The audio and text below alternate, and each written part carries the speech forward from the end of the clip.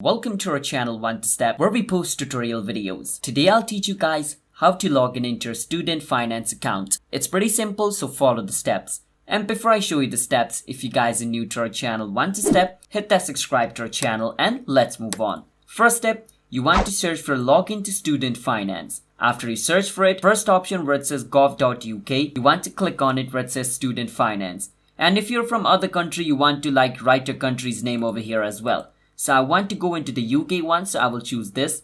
As you guys can see, for Wales it's different. So for different country it's different. For Nigeria it's different over here. Alright, so you need to make sure you're in the correct website. So right now I'm in the UK one. So I click on sign in and it's going to take me to the login page. Over here I can enter my customer reference number or my email address. I will enter my number. Where it says password, I will enter the password of my account and click on continue. And I should be able to log in into my student finance account. It's that simple. So if you guys found our video helpful, then hit that subscribe to our channel One Step. I'll see you guys next time. Bye bye until then.